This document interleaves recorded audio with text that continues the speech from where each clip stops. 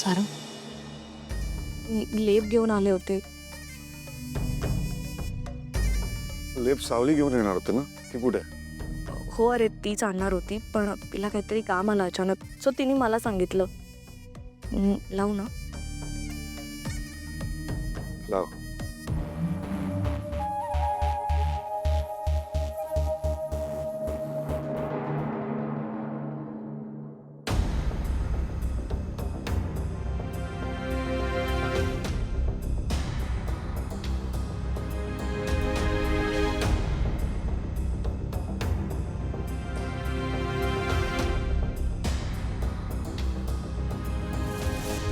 मला आठवतंय की असंच एकदा गुंडांनी आपल्यावर हल्ला केला होता जेव्हा आपण एकत्र होतो. तेव्हा तू असं धाडस का नाही दाखवलंस? कारण तेव्हाची अस्मी वेगळी होती. तेच मी तुला सांगण्याचा प्रयत्न करतेय. ती अस्मी नेली कधीच. त्या जगन्नाथच्या नादी लागले म्हणून 4 महिने त्याने मला कैदेत ठेवलं. खूप यातना भोगले मी, पण त्यातून खूप शिकले. मला वाटलं नव्हतं आपण पुन्हा भेटू, पण माझी इच्छाशक्ती खूप स्ट्रॉंग होती. म्हणून मी आले परत तुझ्याकडे.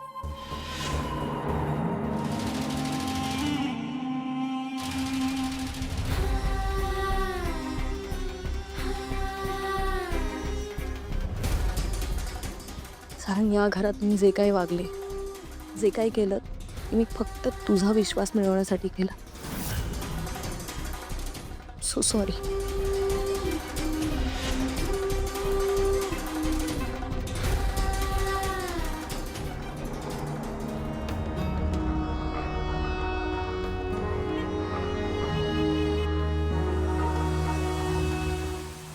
सारंग,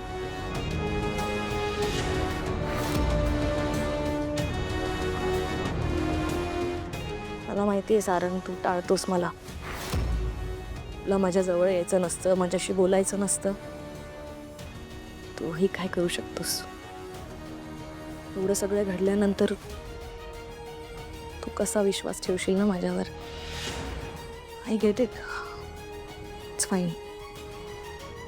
मी एक काम करते ना, मी का राहते या घरात, मी जाते निघून. कारण जर मी तुझीच होणार नसेल तर इथे थांबून काय उपयोग. मलाही माझं लाईफ बघायला हवं, कारण हे सगळं आता मला सहन नाही होते.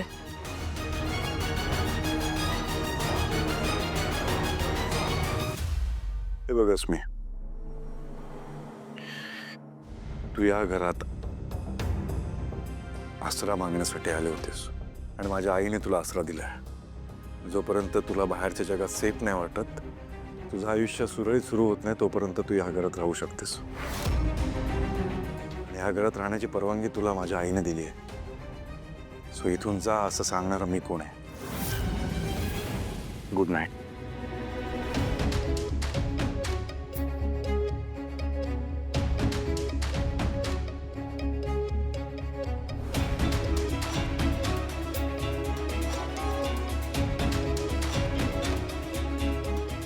सारंग, मला जा म्हणायची वेळ येणारच नाही तुझ्यावर, कारण तुझं लग्न खूप काळ टिकणार नाहीये. लवकरच सावली तुला कायमची सोडून निघून जाईल. माझ्याशिवाय दुसरा पर्याय राहणार नाही तुझ्याकडे. मग तूच म्हणशील थांबस मी म्हणून.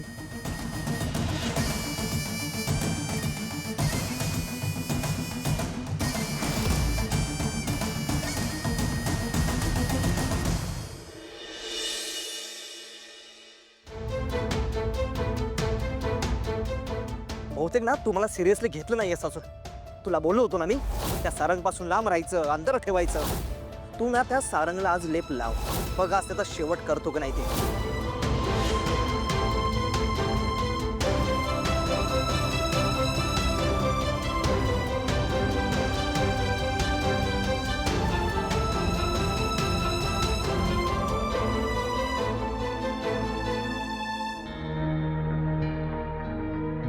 सावली, एक विचारू का? विचारा ना वहिनी. मला असं जाणवलंय की तू सारंगपासून लांब पळतेस. काय कारण? काही नाही. मग काल रात्री तू लेप लावायला का नाही आलीस? बरं, आता एक काम करा, दोघांनी मार्केटला जाऊन भाजी घेऊन या. नको, मी चहा बनवते ना, तुम्ही जा ना. पाहिलंस, नक्की काहीतरी मनात चालू आहे, पण काय चालू आहे ते नाही सांगणार. सावली, असं वागलीस तर कोणालाही असंच वाटेल ना की तू त्याला टाळतेस म्हणून. काय झालंय? का जायचं नाही तुला त्याच्यासोबत? चिडलीस का त्याच्यावर? नाही वहिनी, चिडण्यासारखं त्यांनी काही केलंच नाहीये. मग मला आता काही ऐकायचं नाही. दोघांनी जा आणि मार्केटला जाऊन भाजी घेऊन या. त्याच्या घरातले सगळे उपाशी राहतील, कळलं?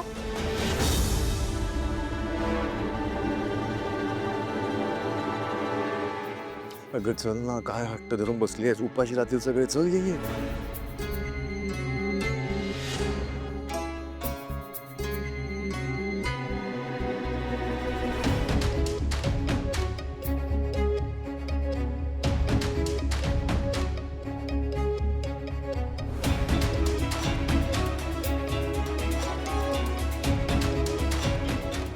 येते मी.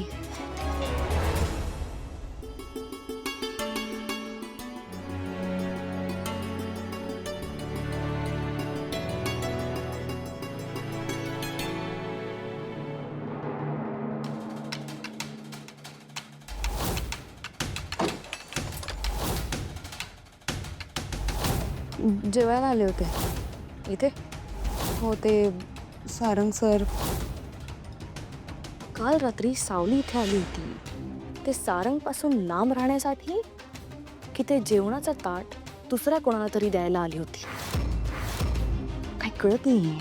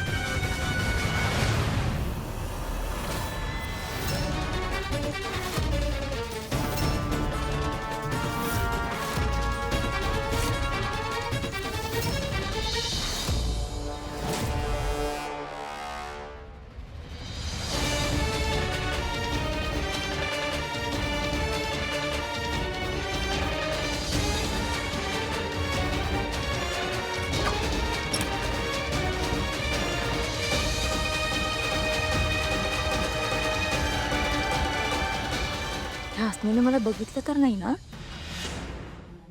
पण मग इतक्या धावत का गेली?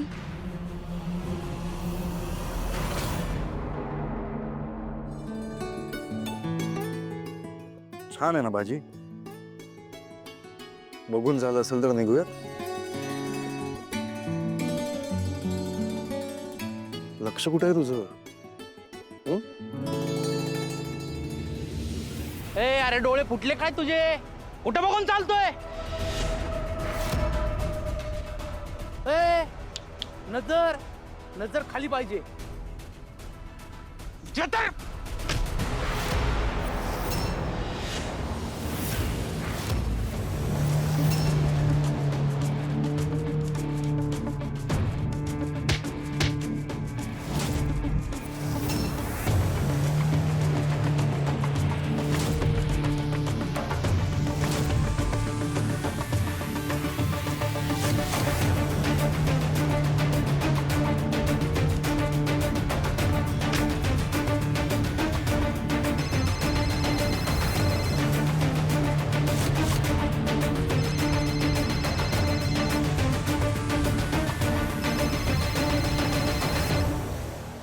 हा बस, मारायचं नाही,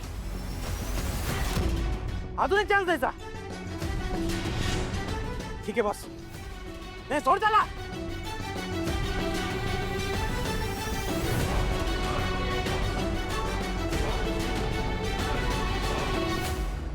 छपरी होते ते, घाबरू नकोस. बस.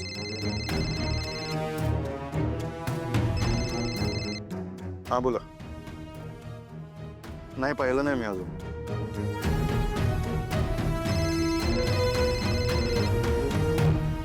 सावली. खरं सांगू का सावली, आज ना माझा जीव घ्यायचाच मूड होता. म्हणजे जवळपास असा घेतलाच होता, पण म्हणलं नको, तुला एक संधी द्यायला, कारण अजून तू कोणाला काही बोलली नाहीस ना, म्हणून.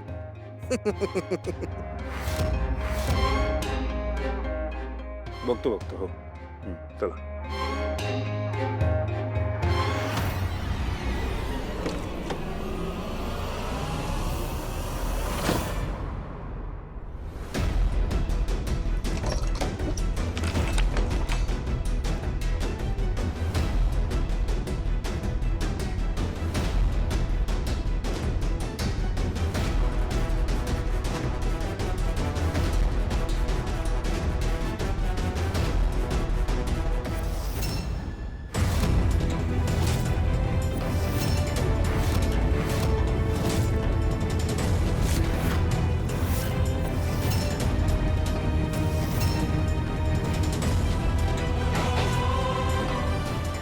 हे बाहेर आहे.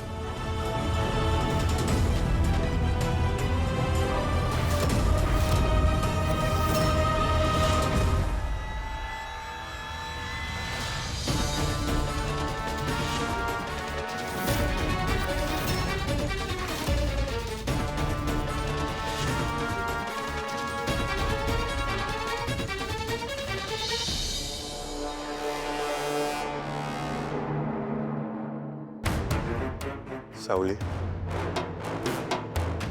तू माझ्यापासून काही लपवत नाहीयेस ना?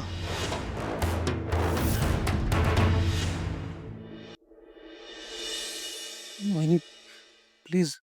तिलोत्तमा मॅडमने तुला ह्या घरात घ्यायला नकार दिला होता ना?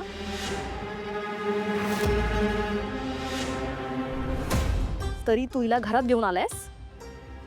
वहिनी, हे सत्य प्लीज घरी कळू देऊ नका प्लीज. भैरवी आणि मॉम मध्ये काय झालंय माहित नाही तुला? आणि त्या सगळ्या सिच्युएशन नंतर ह्या लोकांशी आपण संबंध ठेवायचा नाही असा निर्णय मॉमने दिलेला, बरोबर? मग हे सगळं मॉमच्या विरोधात सुरू आहे असं नाही वाटत तुला सोहम? वहिनी, ताराचं आणि माझं प्रेम आहे. अस्मी चल.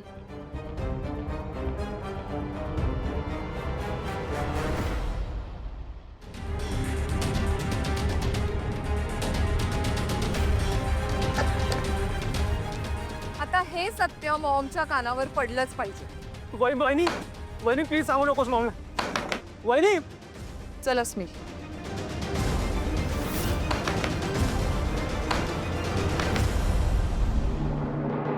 आज ना माझा जीव घ्यायचाच मूड होता. म्हणजे जवळपास असा घेतलाच होता, पण म्हणलं नको, तुला एक संधी द्यायला हवी. सावली, मी काहीतरी विचारतोय तुला.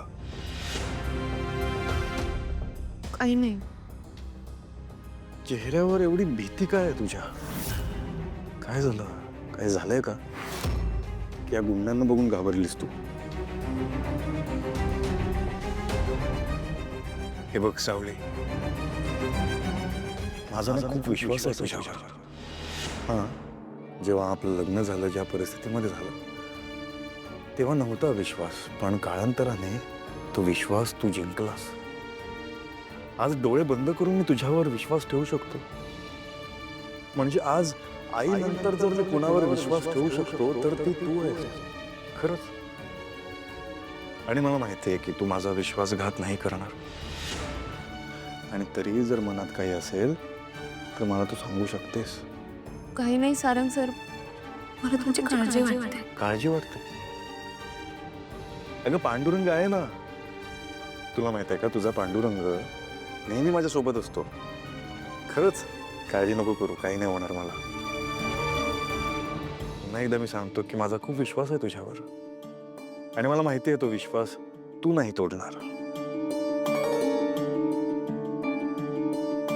निघूयात.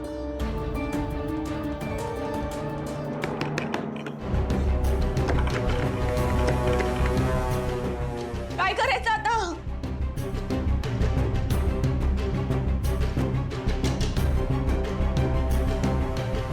मी सावली वहिनीला फोन लावतो.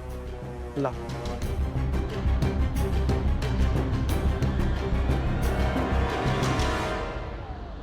सावली, मी इथून उजव्या बाजूने ऑफिसला जातो. हां, कारण नाहीतर ना मला मीटिंगसाठी उशीर होईल. तू इथूनच घरी जा, मी तुला कॅब करून देतो. नाही, मी रिक्षाने जाईन. जाशील? हो. सावकाश जा.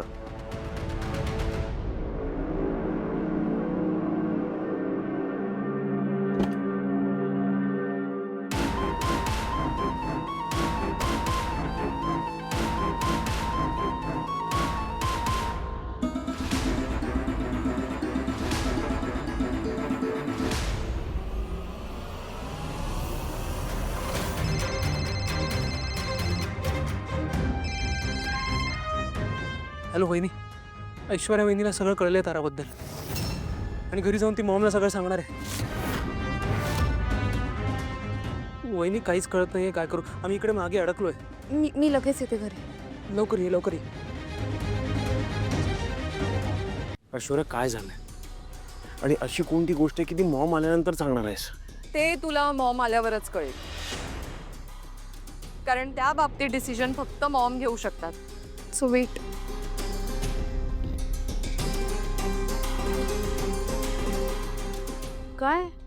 काय झालं ऐश्वर्या? एवढ्या अर्जंटली का बोलवून घेतलंस? हां, कारण आम्ही मीटिंग सोडून आलोय. एवढं काय महत्वाचं आहे? आता जे मी तुम्हाला सांगणार आहे ते ऐकल्यानंतर हा प्रश्नच राहणार नाही.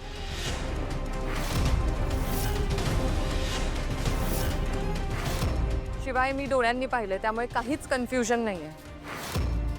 इनफॅक्ट अस्मीने ते माझ्या नजरेसमोर आणून दिलंय. काय आता सांगशील का? भैरवी वझेची मुलगी तारा वझे आपल्या आउट हाऊस मध्ये सोहमने आणून ठेवलं तिला इथे.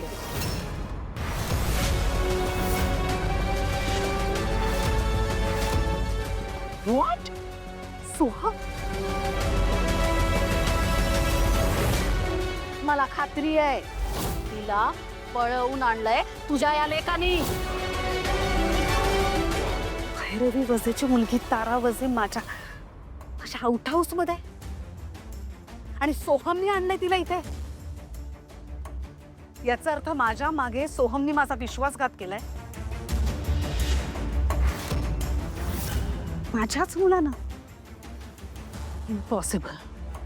ती भैरवी इथे आपल्या दारात जेव्हा आली होती तेव्हा मी तिला कॉन्फिडेंटली सांगितलं होतं की माझ्या घरातलं कोणीही या कटात सामील नाही. सारा, अजून कोण कोण आहे यात? नाही, मला नाही माहिती आई. सोम कुठे? सोहम, बबलू आणि तारा तिघांना मी आउट हाऊस मध्ये लॉक केलंय.